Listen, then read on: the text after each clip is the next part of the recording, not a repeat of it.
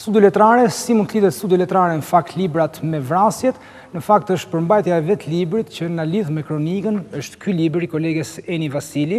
Për gjithë ju që mendoni se Eni Vasili i shtohet radhës gazetarëve që po bëjnë libër, nuk ka asgjë të keqe, në gjithë botën gazetarët janë nga autorët kryesorë sepse sjellin dëshmi të dorës parë me publikimet e tyre. I tillë është dhe ky libër për cilin, për shembull Kadare që ka bërë parathënie, ndër të tjera shkruan të thuash për një libër se është i rëndësishëm, në pamje të parë duket se nuk e thënë asgjë të veçantë, megjithatë ka mungesa që janë më të ndjeshme se të tjerat, rrjedhimisht ka botime me rëndësi të veçantë, ndër të cilat hyn padyshim ky libër i Eni Vasilit për gratë e dënuara me vrasje. Janë 10 histori të tilla, të cilat do të kisha dëshirë ti prekja me autoren Eni. Përshëndetje, mirë se erdhe. Faleminderit për ftesën, mirë se u gjeta. Atëherë, libri është i veçantë. Unë kam pasur mundësi ta shfletoj dhe të lexoj dhe historinë e personazhit parë që ti përmend në libër, që është Dallëndyshe Kasaj, dhe sigurisht kam ndërmend të shkoj deri në fund, nëse ti i ke shkruar historitë e tjera, i ke prezantuar, sepse nuk janë thjesht intervista, njësoj sikurse kjo e Dallëndyshe Kasaj, unë garantoj të paktën lexuesin që ndjesi do të jenë të plota dhe mjaft të thella. Si lind ideja për këtë cikël intervistash?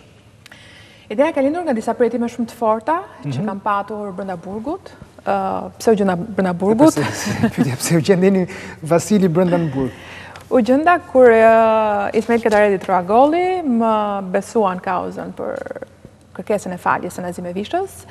Visha isha e para e dënuar për vrasje që takova, duke ndjekur çështjen e saj nga buku 313-325, duke plotësuar dokumentacionin e saj, e takoja her pas here, shkoja në burg, hyra në kontakt me të dhe të dënuarat e tjera dhe fillova të dëgjoj historitë e tyre. Të dënuarat më ofruan me shumë vështirësi në fakt, kishin një lloj distance në marrëdhëniet me gazetarët. Po filluan nga gjërat e vogla, filluan njerëz të kërkonin një palësyze që u duhej për të lexuar ose për të ndisur më pas në një blog shënimi, e kështu filluam të bisedonin, të tregonin historitë e tyre. Nga dalë fitove besimin e tyre, kjo është ideja. Po kjo është ideja, filluam të tregonin historitë e tyre.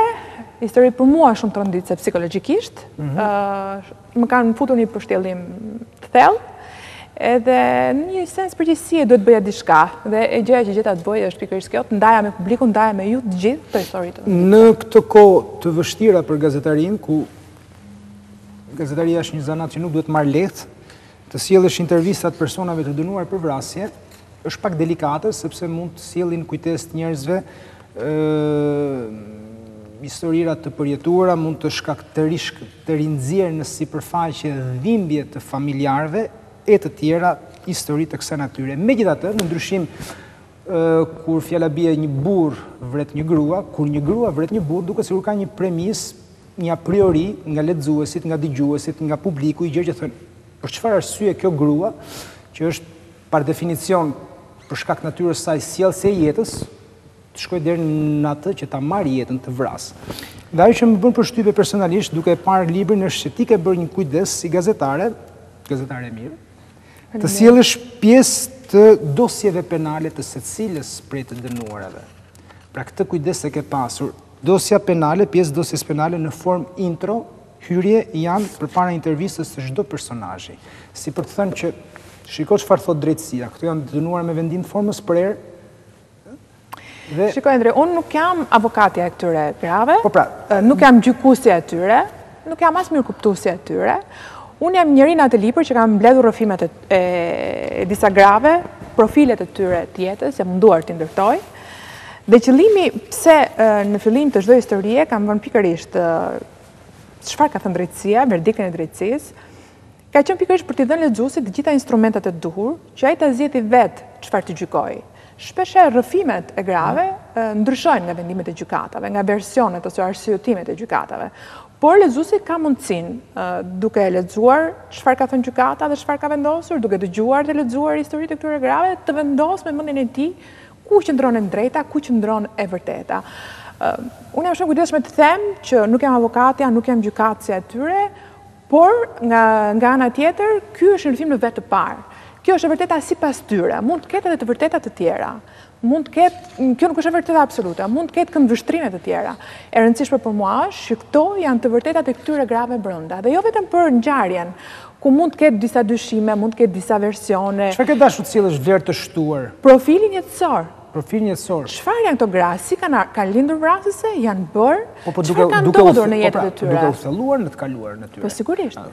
Detaj pas detaj. Po të thoja pak në çaste më parë, falë që po të ndërpres, që ose unë kam imagjinatën shumë të zhvilluar, ose përshkrimi dallën ndryshe kasajt është kaq i fortë, unë besoj se është kjo e dyta, që është shumë i fortë si përshkrim i jetës saj, saqë ti duket sikur gjatë leximit të intervistës së saj, duket sikur ka jetuar me të gjithkohën. Dhe kam përshtypje, unë mezi pres të shkoj deri në fund të lexoj për Nazime Vishën për shembull, e cila më kujton një rast të fundit në datë 31 janar presidenti francez François Hollande i akordoi faljen presidenciale grace presidenciale Jacqueline Sauvage, një personazhin që kishte vrarë bashkëshortin për shkak të dhunës, kurse në rastin e Nazime Vishës kemi një person që vrau dhunuesin disa vjeçar të saj, kauza me cilën ti u implikove. Dhe ne jemi në pritje në fakt të presidentit se çfarë do të thotë. Kështu që absolutisht po. Shpresojmë era dytë që presidentit i shkon kërkesa për ta falur Nazime Vishën. Dhe shpresojmë që të kemi një përgjigje sa më të shpejtë. Po përpos kësaj po flisim për përshkrimin apo jo? Ajo që do të tregoja, nëse do të më lejosh disa detaje, intervistat që kanë bërë me të dënuar kanë qenë shumë të gjata, me orë të tëra. Nëse ju shikoni një intervistë për 20 faqesh në libër për çdo histori, afërsisht, në fillesën e tyre ka qenë 200 faqe. Si e ke prerë duke evituar rrezikun që ti jesh e njanshme para gjykuese, t'japësh historinë, ta cënosh historinë në 200 faqe, apo gjithmonë kjo është ajo që ti unë e të tjerë gazetarë bëjmë kur marrim sinkrone shumë të gjata, të cilat pastaj duhet intervistash duhet i përmbledhin, duhet ta heqim. Ky është risku që kemi ne. Ky është risku që kemi ne. Kjo është e pjesa më e vështirë e punës, që ti ta ndërtoje nëpërmjet këtyre 200 faqeve të gjithë puzzle-in e dur. Ajo që të duhet, pra historia, fëminia, ku kanë lindur, si kanë lindur, çfarë shkolle kanë bërë, çfarë mendojnë për dashurinë, çfarë mendojnë për martesën, si kanë rritur fëmijët, si kanë qenë për dhunës, si e kanë përjetuar atë, si e shikojnë botën, si e shikojnë të nesërmen. Pra, nga një intervistë disa orëshe, 200 faqe, aty ke një intervistë vetëm për 20 faqesh, kështu që unë të ftoj të imagjinosh punën e redaktimit që kam bërë për ta sjellë të plot përshkrimin e tyre. Edhe shpresoj që meqense ti ke këtë ide, pra që përshkrimi ka ardhur fort, pamja është e plotë e historisë. Kjo absolutisht. Më vjen mirë për këtë. Më vjen mirë që kam arritur. Jo, ajo që është gjithmonë interesante, të paktën në këto intervistash fakti që nuk dallohet që ti, domethënë, duket ajo kujdesi yt për të qenë ftohtë. Domethënë mos kesh kramarrje, as për vendimin e gjykatës, nuk e di, domethënë, dallëndyshja tek e fundit të pyes për të tjerat që nuk i kam lexuar. Dallëndyshja e pranon që kishte bërë një gabim, kishte bërë një krim, ajo thotë, tregon dhe se si ishte jashtë vetes së saj, se si ishte akumuluar, ja kisha thënë, do të thedhë vaj të nxehtë, domethënë, ajo tregon dhe arrin ta kuptosh si mund të ketë precipituar situata deri në po personazhet e tjera e pranojnë. Se më the para pak çastesh që ka disa personazhe që nuk japin të njëjtën të vërtetë, të njëjtën histori me vendimin gjyqësor. Po japin një variant tjetër, një variant alternativ, të cilin unë apo lexuesi mund të mos e besoj apo jo, rëndësishme është varianti i tyre, le ta kujtojmë të gjë, por edhe në atë rast, po ta lexoni, unë jam shumë e qartë me personin që kam përballë dhe i them unë këtë variant e dyshoj. Për mua ky variant nuk qëndron. Pra, kujdesi për të qenë sa më realiste në këto lexime dhe në këto shkrime, për mua ka qenë prioritar, sepse sigurisht këtu është shumë e thjeshtë dhe delikate, mund të shkosh dhe të prekësh disa sensibilitete, edhe të palës së dëmtuarve, të dënuarat kanë patur një lloj ndroje pikërisht për këtë gjë, disa prej tyre kanë ardhur nëpërmjet shkurtimeve të emrit, apo gjithashtu edhe inicialeve, vetëm me këtë ide për të mos dëmtuar, lënduar, shqetësuar, rikujtuar disa ngjarje të cilat do t'i bënin keq dikujt tjetër. Kjo për mua ka qenë shumë e rëndësishme. Në përgjithësi, shumica e tyre pranon krimin që kanë bërë, janë në një pendesë të thellë për këtë gjë, kokulur vuajnë dënimin, por në fund fare kanë detyrim të kryejnë dënimin për të shoqëri, por të gra kanë të drejtat të tyre. Unë jam i qartë edhe për këtë në libër, kanë të drejta si qenie humane, kanë të drejta të trajtojnë mirë në burg, kanë të drejta të shikojnë fëmijët e tyre, kanë nëna që prej vitesh nuk shikojnë fëmijët e tyre. Unë në çdo intervistë që po bëj për këtë libër po e them, kjo është nga pikat më delikate dhe që më ngjall një dhimbje shumë të madhe për gratë që janë aty brenda, që kanë të pamundur shohin fëmijët e tyre, jo sepse ndonjë vendim gjykate u ndalon, por se familjarët i privojnë, i kanë gjykuar, paragjykuar, i kanë braktisur. Nuk që është e çuditshme, dhe ndyshe për shembull thotë, u lidhesh një vit e gjysmë fëmijëve të mi që të vinin të më takoni, por tani janë ata që më mbajnë dhe më thonë. Po, por fëmijët e dalë ndyshe se janë të ndenjë. Ndërkohë për fëmijët për cilët po flas janë të mitur. Janë të mitur. Janë në tutelën e familjarëve të tjerë dhe prej vitesh tashmë nuk shohin fëmijën nënën e tyre dhe mbile në një nga historitë ajo thotë fëmijët e mi më din të vdekur pasi kështu u kanë treguar në shtëpi që nëna juaj ka vdekur. Ka situata shumë delikate dhe që më kanë gjallur shumë të mshuri. Më thënë në fillim, po nuk të ngacmova sepse doja ta lija për në fund për jetimet që ke pësuar nga ky libër, e thua edhe në 2 fjalë për lexuesin pas parathënies Skadares, që ndihesh e keq dhe vetëm dikush që merret me psikologji mos gaboj të dha një shpjegim psikologjik për këtë. Erlinda Cerga është doktore shkencash, mikesha ime vjetër, doktore shkencash në psikologji, jeton në Londër. Si mikesh në fakt dhe jo si profesioniste po ndaja me këto përjetimet, për thotë ç'më ndodh, rrihem mendoj gjithkohon të gjë, kam nevojë të flas gjithkohon me këtë gjë, edhe po ndihem edhe e lodhur fizikisht mbasi dal nga intervistat, unë kam gjithë jetën që bëj intervista, çfarë është kjo që po ndodh. Dhe ajo më shpjegoi se si ekzistojnë protokollet në perëndim për këtë gjë. Po, dhe edhe kur bëjnë raste studimore, për shembull ajo është vetë një researcher, edhe punojnë me persona problematik që kanë të tilla probleme apo të tjera, ka një rreth me disa hallka psikologësh, ka do të thotë që njeriu intervistuesi i parë që merret me personin në fjalë, me personin problematik, takon një psikolog, ai psikologu një psikolog tjetër, ai psikologu një psikolog tjetër, pra 4-5 hallka për të shkarkuar kështu ngarkesën emocionale, po më tha po i bën një dëm vetes.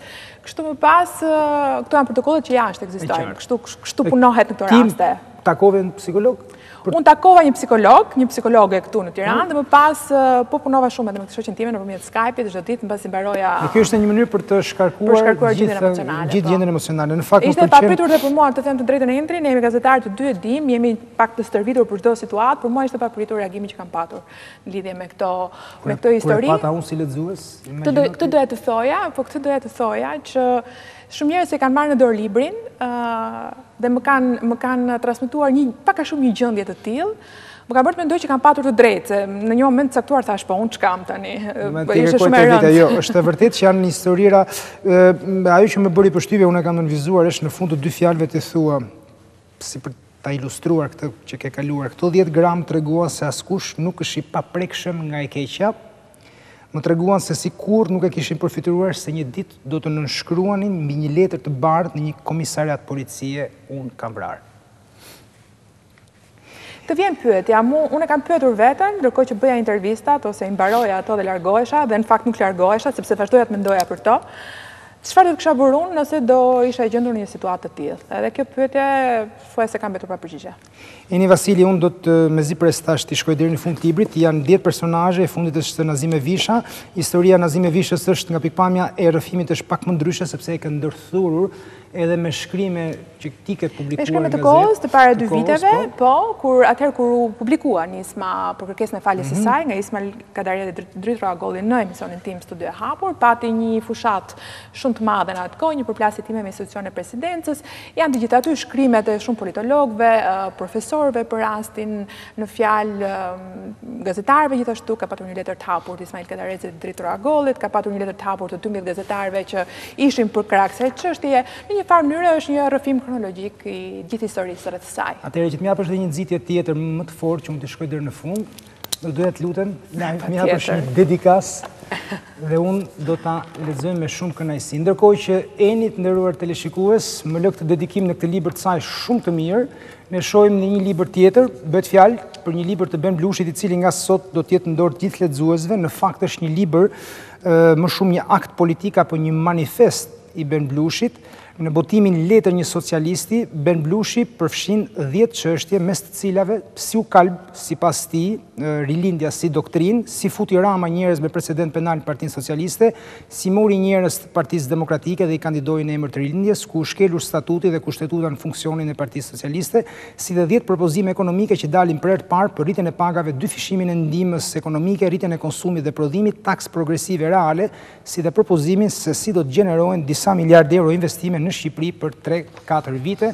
Ky pra është libri i fundit i Ben Blushit, i cili është qartazi një manifest politik dhe një libër letrar. Reni Vasili, unë të falenderoj që ishe me ne. Ishte kënaqësi.